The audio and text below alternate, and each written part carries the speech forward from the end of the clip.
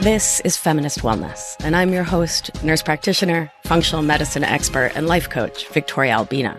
I'll show you how to get unstuck, drop the anxiety, perfectionism, and codependency so you can live from your beautiful heart. Welcome, my love. Let's get started. Hello, my love. I hope this finds you doing so well. As this last calendar year was closing out, I emailed those of you on my email list. And if you're not on my email list, I'd highly recommend it.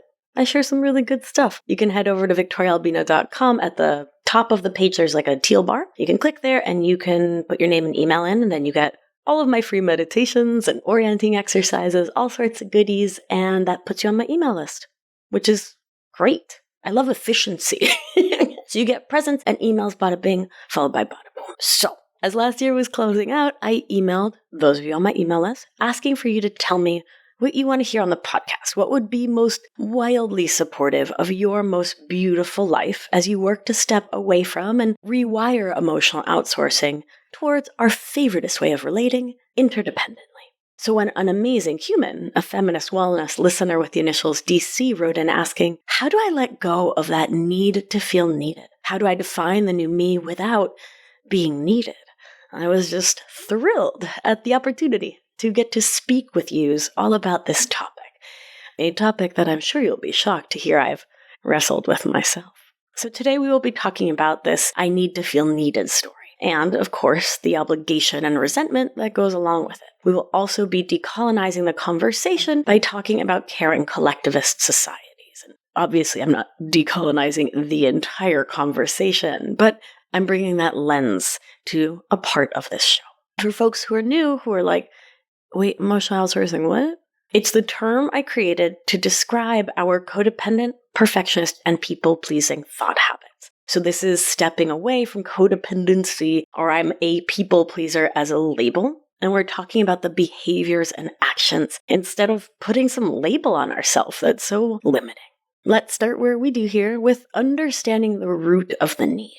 Remembering that compassion and care are key to change. And we don't do dumb things, right? We do things that we think and believe will get us what we want. We often just have it a little twisted, right? So on that note, to be super real, feeling needed is amazing. It's amazing. I mean, people look at you like you're this glorious goddess that knows so smart stuffs and can do things and can make their lives better. It is a massive ego boost and temporarily feels so good. When everyone needs you, they praise and thank and compliment you. I mean, sometimes, right? And regardless, being needed can temporarily fill that hole in our hearts that emotional outsourcing leaves, that space where our lost selfhood lives. And yeah, it's really challenging to stop because being the helper can become our identity. JK, if you're new here, I'm a nurse practitioner and a life coach. Being a, helping kind of gal and doing all that like selfless healing work, needing to be needed was definitely an identity. I just jumped right into feet first from childhood. Yep, right into it. What are you going to do? Right? You grow, you learn, you shift, you change, you rewire your brain, you do somatics, you change your life. That's what you do, actually. I mean, right? You create an identity outside of being the helper. But hold on, Maria Victoria Albina, you are getting ahead of yourself, as usual. Reel it in, Captain ADHD, here we go. The desire to feel needed, we're getting back on track, often stems from a complex interplay of each of our individual past experiences, our emotional patterns, our ancestral training, and of course, societal conditioning. For many, it's rooted in childhood dynamics where love and attention were conditional or inconsistent, as is generally speaking the case in emotional outsourcing. And for folks with emotionally unavailable or immature parents, which again overlaps greatly with emotional outsourcing, episode 167 for more on that, this early environment can lead to us associating our worth as humans, as mammals, with being useful or indispensable to others. As adults, this manifests as a persistent pursuit of approval and acceptance, frequently at the expense of our own needs and boundaries. And for many of us, our own needs and boundaries become so foreign to us that we don't even know what they are when asked. And I see this. I run a 6-month program called Anchored, where we work to overcome emotional outsourcing. And I see this in that first month of Anchored all the time. We talk about boundaries and limits, and folks look at me blankly. They don't even know where to start. Because for so many of us, we've never felt safe enough to have boundaries, wants, and needs, and to trust that it's okay to voice them. So don't worry, we have a whole process in Anchored to help folks get to a place where somatically they feel safer and can start to set boundaries. But yeah, we get really estranged from that part of ourselves that, well, wants and needs to say no instead of just feeling needed.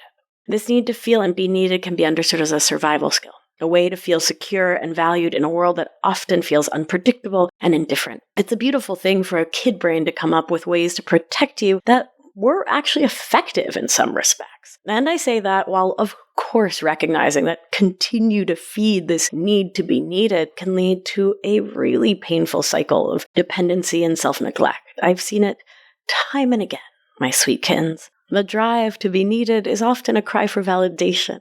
And I like it when you get validation, by the way. I'm not saying that's a bad thing. It's a quest for a sense of belonging that might have been and generally has been elusive since childhood. And like most ghosts of childhood past, this belief that you need to be needed to be safe in the world can be like a shadow that follows you, quietly dictating your choices and actions, like our thoughts and beliefs are wont to do. It's a response shaped by a world that often values people more for what they do than who they are. Thank you, capitalism. And you know what? That really sucks. And lo siento. I have compassion for all of us, because that sucks.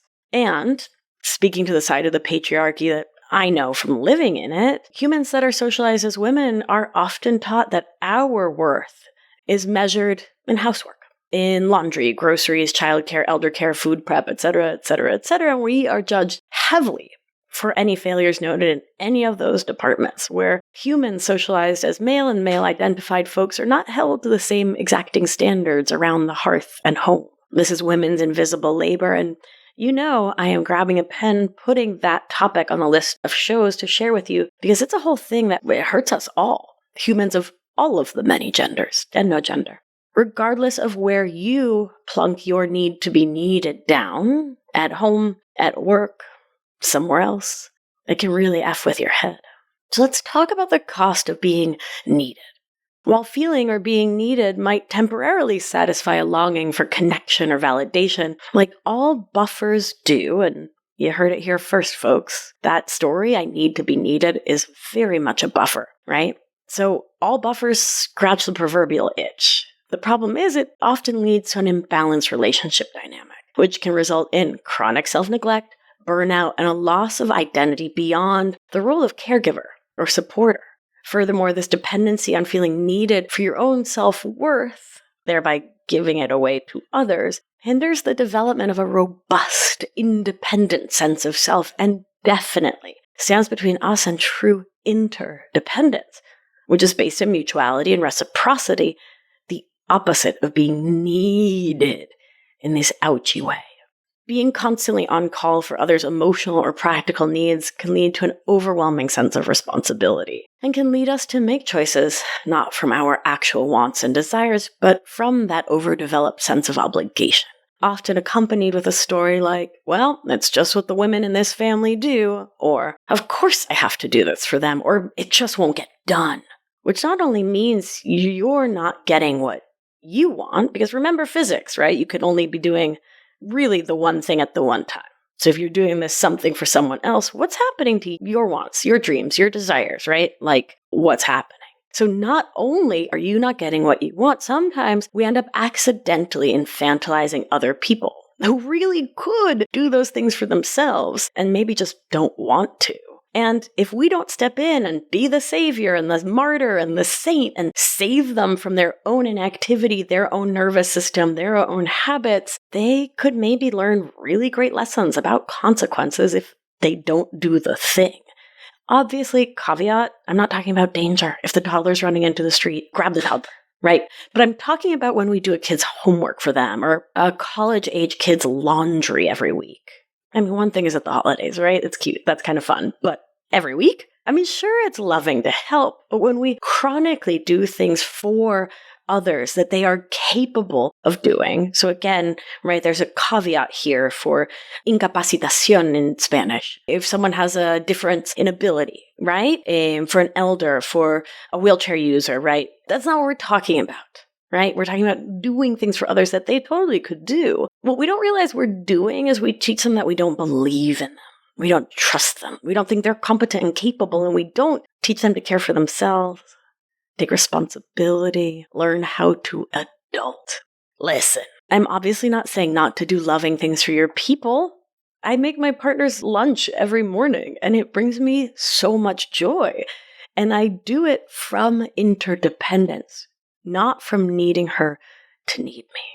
I'm inviting you, with the gentleness I always offer, to pause and to get curious about your reasons why.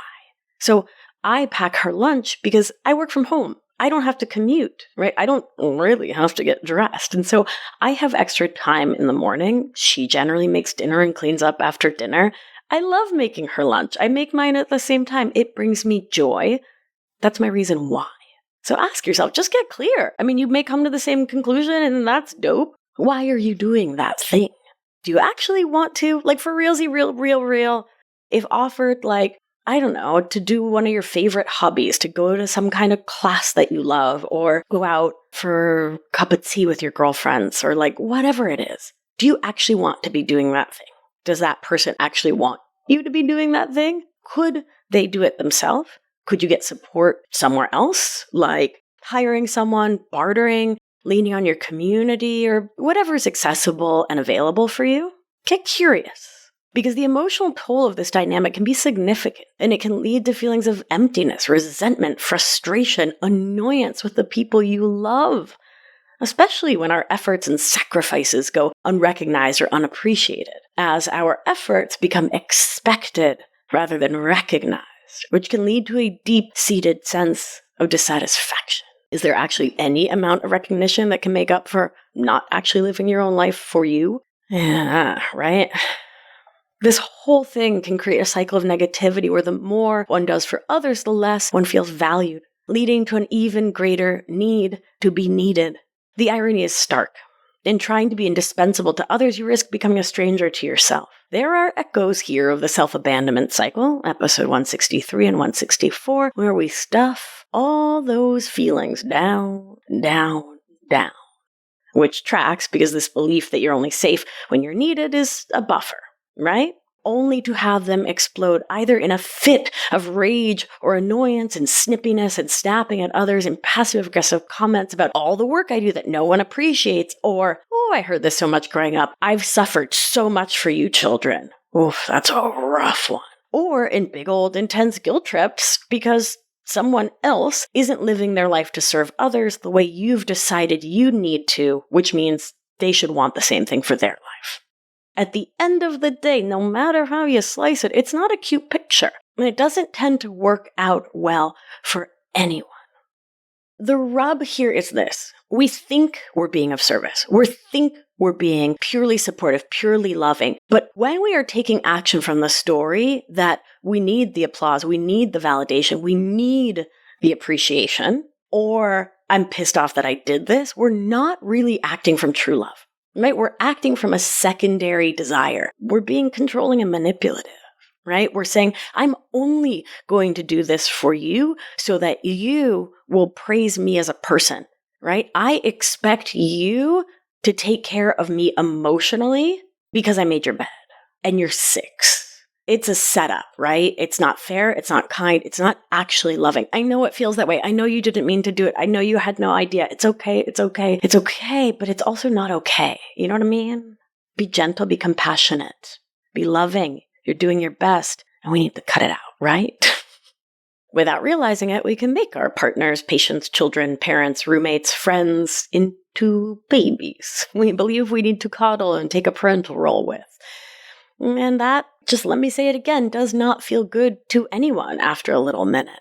I'll say that this is particularly unbecoming and unsexy when we do this with partners. I see this constantly, and there's a lot of complexity there with the patriarchy and weaponized incompetence and women often being put into the mommy role. And it's complex.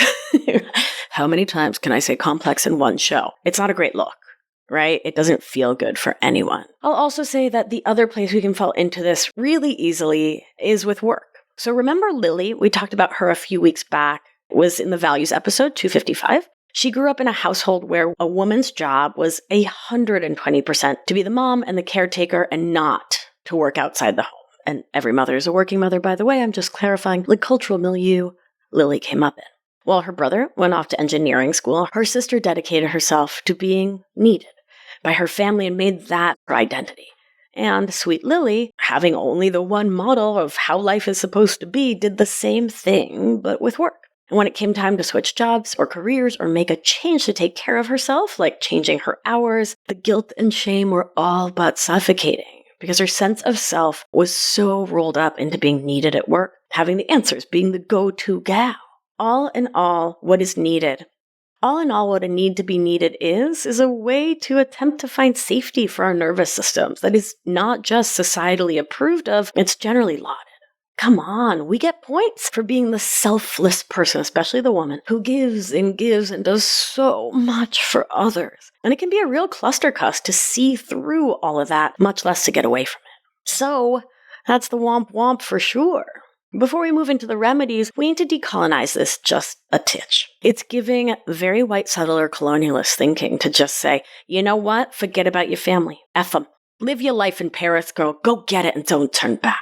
That's not always what's culturally appropriate for folks, nor might it be how folks actually want to live. They might just want a little more space to be themselves and do them while also showing up for their gente, their people. In collectivist cultures, taking care of elders, intergenerational living is a deeply ingrained cultural value, and family and community often take precedence over the individual. The responsibility of caring for elders is seen not just as a duty, but as an integral part of one's identity and role within the family, which is a beautiful thing and isn't necessarily a problem if one is thoughtful and intentional. Though, of course, it can create a dynamic where the line between being needed and overextending oneself becomes blurred. Thus the saying, let's be thoughtful and intentional, right? The key is to find a balance between honoring the tradition of caring for elders and upholding cultural values that matter to you, right? And that's super important. So regardless, or if you're from Boston, irregardless of when and where and how you grew up, who you're from, right? Whoever your people are and what they believe.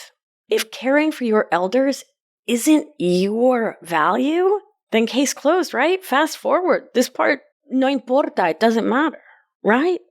So finding a balance between honoring tradition, upholding cultural values that matter to you, while also recognizing and attending to your own needs and boundaries. This might involve open communication within the family about the distribution of caregiving responsibilities, seeking external support when needed, bringing professionals in to tell you if the level of care you're giving is really needed, or maybe you could pull back. Right? When we really have this I need to be needed story, sometimes we can do more than an elder needs, right? We could do more than our kids need. Like I was talking about with doing the kids' homework, we can do too much, burning ourselves out in ways that aren't actually even helpful.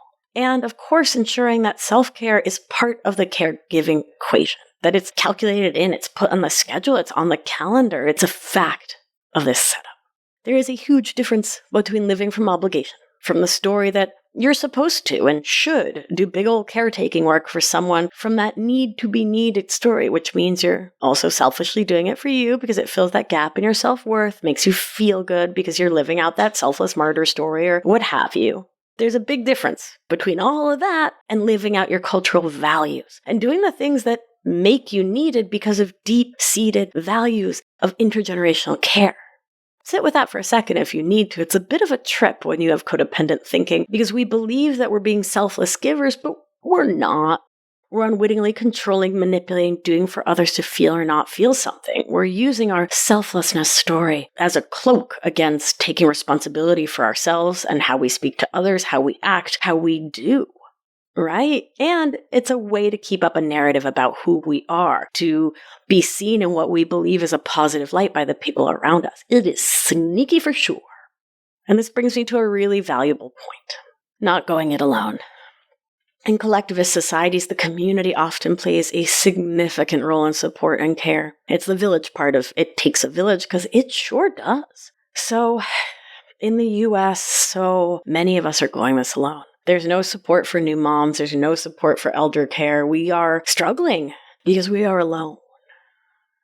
And if you're struggling with this balance, I want to encourage you to consider leaning on community resources, such as local groups or services geared toward elder care or infant care, whatever you're working with. And I will say that honestly, there are few and far between in the US. Where I live has one prenatal yoga and literally no parent-infant classes of any kind. So if that's where you live, the internet may be your best option. It's different than connecting with people IRL, but I'll tell you from running Anchored all these years, we can make really powerful connections by connecting with people on Zoom. I actually just got a picture DM'd to me the other day from 3 women who met in Anchored 2-3 years ago, who are hanging out in real life, and they live all across the US, right? But they met in Anchored, they connected over Zoom, and now they're hanging out in real life, which is pretty amazing. So not here to knock the internet. It can be a beautiful way to connect with others. I'll also say don't forget about your religious or spiritual community if that's part of your life. Folks want to help.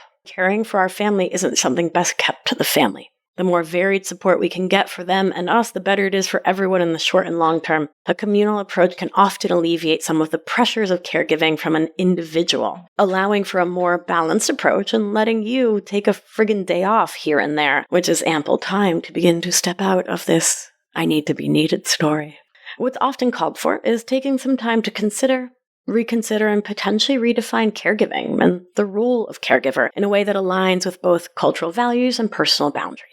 Being mindful that the latter may be a super new concept to folks in your home and world, and compassion, gentleness for them too goes a long way. Open dialogue within the family and community about the challenges and expectations of caregiving is essential if your goal is a more equitable distribution of responsibilities and a greater understanding of each caregiver's capacity and needs. In all contexts, it's super important to prepare ourselves for the feeling of guilt, obligation, and duty that are often intertwined with love and respect for elders, family, and taking care of others. Navigating these emotions requires self-compassion and sometimes the support of a professional, a coach, a counselor, a therapist who understands the cultural context.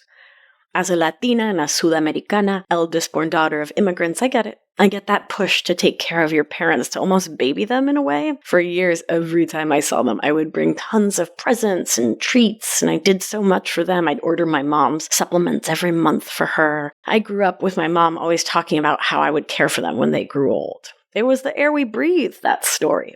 And my tia Bichi, who's an actual saint, took care of her dad, my abuelo Toto, for years and years and years in home, putting her own life aside. Same as my other tias on the other side did, because that's what Latinas do. It's often not a question. It's what is for so many of us, and there's a lot of work to be done to support us in finding that internal balance, so we can take care of the people we love in a way that feels good, while not further strengthening that story of, I need to be needed because it's my identity. So let's talk about reevaluating and setting boundaries. The journey to shift out of the need to be needed story starts with recognizing that it's actually just a story. One that is deeply ingrained for sure, and at the same time is a tale as old as time that someone made up. Which means that, like all stories made up by humans, you don't have to believe it, and you can rewrite it for yourself. Which is not just like snapping your fingers easy peasy, but it's way easier to do than to change a fact like gravity, right? So you get to question that story and to start asking questions like this story, that it's my job to serve others. And I'll wait while you get a pen and paper. Who does this story serve? Who does it hurt? So you get to question that story and to start asking questions. And this list of questions will be on my website, victoriaalbina.com/258. So this story, that it's my job to serve others. Who does this story serve? Who does it hurt? How is it serving me? Right? All buffers serve us, right? What is it keeping you from feeling? What is it keeping you from doing? How is it keeping you small? Does that feel safer to you? Right? How is it serving me? How is it hurting me? What is it supporting me to do? And what is it keeping me from doing that I want to do? And so now, having asked, this story that it's my job to serve others and ask those questions, we're going to do that with the story that you need to be needed. Because while that might feel like a fact, you don't need to be needed. You just come to believe it after repeating it for ages. It's neuroplasticity. It's how brains work. Nothing's gone wrong here, right? Like you didn't F up. What would be different in your life if you didn't believe that story anymore? What relationships would drop away when you stop believing the story and stop doing things to keep that being needed vibe alive? Who would evaporate? Now, part of questioning the old cassette tapes in our heads involves reevaluating priorities. Spend some time journaling about what really matters to you in your life and how this old story fits in. Think about your values and your goals for your future. So, if you were to snap your fingers and you no longer did things just to feel needed, what are the things that you would stop doing, right? So I no longer do things to feel needed. Would I stop doing other people's laundry? Would I stop writing thank you cards for whatever, right? Write out all of those things and then approximately how much time you spend on each, how much emotional energy, how much money. And once that's all written out, what would you start doing for you, for joy, to make your life more expansive, feel more better, more joyful? With all of those resources that you're no longer putting out towards the goal of trying to make others feel something about you. Now, the part of you that does believe it needs to be needed to be safe likely was right when you were small. I want to invite you to find some time, even just a few minutes in bed before you go to sleep, to close your beautiful eyes, to slow your breath, and to see if you can make contact with that part. Thank it for helping you survive and let it know your plans to step away from and out of this story. Let it know that you will be safe and okay. Love it up and do your best to comfort and soothe it. If you get dysregulated, stay with it and breathe into it. If you feel unsafe, orient to your surroundings.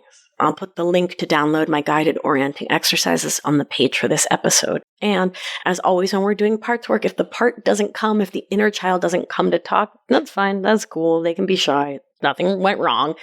Still thank it for helping you survive and let it know your plans.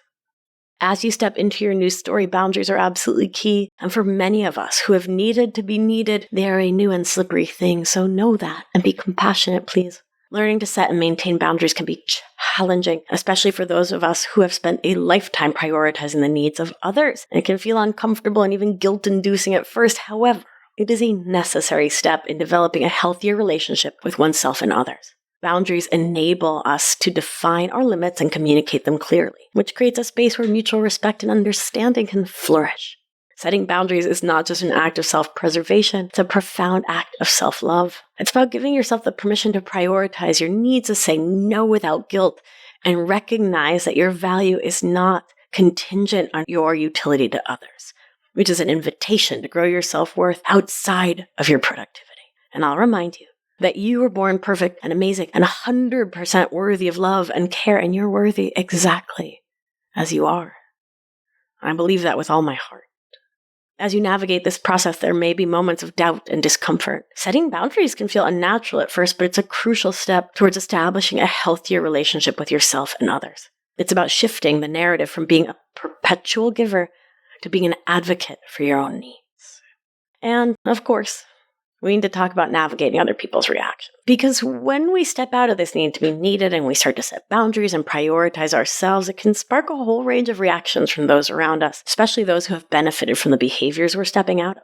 While some may respect and support your new you, others may struggle to adapt. And it behooves us to be prepared for when they let us know they're surprised, confused, disappointed, frustrated, angry with the changes. You may encounter resistance, and in some cases attempts to guilt you into reverting to old patterns. Take some time to prepare yourself for the other big feels that may arise as others adjust to the new dynamics in your relationship. Dealing with these reactions really benefits from clear communication and consistency, along with a blend of empathy and assertiveness. It's about holding space for others' feelings while staying true to your own. Clear, compassionate communication can help others understand your perspective, even if they don't fully agree with it. And of course, there'll be people who are not interested in that compassionate communication or in understanding or agreeing. And that's just life, right? As you communicate what's up for you, remember that there's a difference between justifying our choices and explaining the reasons for the change. And the latter can be a really healthy and loving part of deepening your relationships. It can be a kindness to reassure others that setting boundaries, it's about self-care, which is, say it with me, resentment prevention, and not you rejecting them or saying anything negative about their caretaking choices. Be prepared. People love to project. When you're like, I'm not available to do this, they're going to be like, oh, well, you're judging me for doing it. So just be prepared, right, to address that with love and gentleness. As you progress on this path of stepping away from needing to be needed into giving from the heart and not to prove your worth, a new version of you will begin to emerge, a new sense of self. This new you who understands their intrinsic worth and engages in relationships, not out of a need for validation, but from a place of choice and authenticity. This transformation is often accomplished by a profound sense of liberation after the panic wears off. And it's a feeling of like loosening the chains of other people's expectations and judgments as you remember how to have your own back. My favorite thing to watch unfold as people do this work and anchor it is the reclamation of aspects of yourself that may have been overshadowed by your role as a caregiver or supporter and the core story behind it all. I recommend that you begin to explore passions that you used to hold dear, hobbies, interests that resonate with your true self, not defined by others' needs. And I like to look to little me, like what did 6-year-old you love to do? This process is like reacquainting yourself with a long-lost friend. You at your most authentic and unencumbered. This transformation is not a one-and-done kind of jam, but a continual process of growth and self-discovery that involves regularly checking in with oneself, reassuring boundaries, and nurturing our sense of self. Over time, this leads to a life where actions are driven not by a need for external validation, but by a deep inner conviction of one's worth and purpose. I have found that creative self-expression is a beautiful thing to really dedicate ourselves to in this process as a way to connect with ourselves and to get to know ourselves better. It's part of why we dance and move our bodies together each and every week at Anchored. It's a beautiful way to connect in with and express yourself. Drawing, ceramics, writing, or other forms of expression provide a means to process and articulate your experiences and emotions and have been so helpful for me and hundreds of my clients.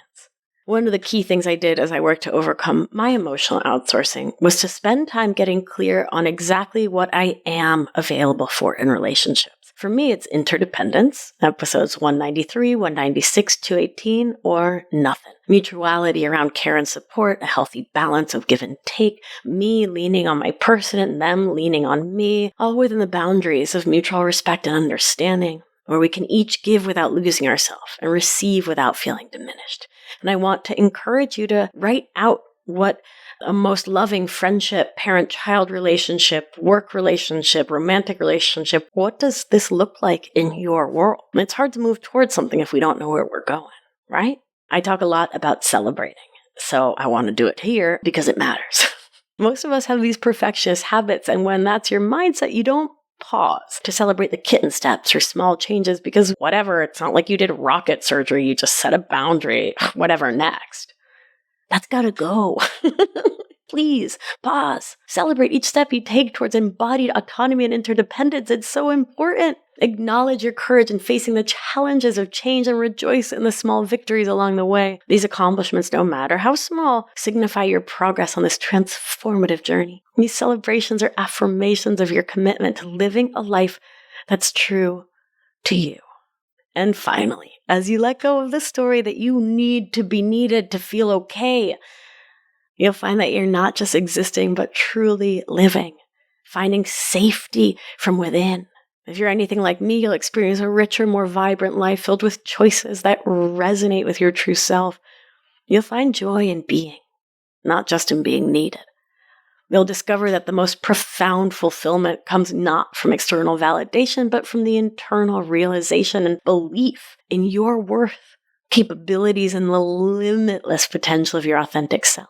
AKA, you'll realize that you are the cake, and everyone and everything else is the frosting. Episode 166. You'll slowly doubt your choices less and can be assured you're making the best choice for you and all involved, and that you're not just moving with the inertia of obligation that creates resentment. This transformation leads to a life of intentionality and authenticity, where you are valued for who you are, not just what you can do for others. This transformation also brings about a newfound sense of freedom. You're no longer constrained by the need to constantly cater to others or seek their approval. Instead, you're free to explore, grow, and engage with the world in your own terms, and that's an outstandingly gorgeous thing. My perfect, beautiful, magnificent, tender ravioli. Remember to take it slowly. You spent years, likely decades, actually probably generations, really getting to be how you are. To think and feel and behave the way you do, so be gentle with you while you unravel all of this, okay? This isn't an overnight job, so be patient. Please. I want to thank listener DC, those are her initials, once more for sending in this great question. Thank you so much. Please, keep the requests coming. I love being your self-help DJ. That's so interesting. When I was 12, I said that I wanted to grow up to be a DJ. That's very funny. Careful what you put out into the universe, right? Here we are. Self-help DJ. Anyway, drop an email to info@victoriaalbina.com with your podcast questions and topic requests and know that I'm on it. Again, we got like 150 something in the mail. So, that's 3 years, right? That's years of episodes. So if you send in a request and you don't immediately hear it, no, it's in the queue. I'm coming for you, my angel. And I've never done a themed month, so I'm going to try it out. February is going to be all about love and relationships. You're going to hear me talking to some of my best friends about platonic love. You're going to hear me talking with my wife about romantic love and relationships outside of codependency. You're going to hear me talking with Danielle and Lily and Maggie. It's going to be dreamy. And I can't wait to share it all with you. Make sure that you are subscribed to the show, following the show so you don't miss a darn thing. You can follow me on the gram. I give good gram at Victoria Albina Wellness. And I adore you. Let's do what we do. Gentle hand on your heart should you feel so moved. And remember, you are safe, you are held, you are loved. And when one of us heals, we help heal the world. Be well, my beauty. I'll talk to you soon. Thank you for listening to this episode of Feminist Wellness. If you want to learn more all about somatics, what the heck that word means and why it matters for your life, head on over to victoriaalbina.com/somatics webinar for a free webinar all about it. Have a beautiful day, my darling, and I'll see you next week. Ciao!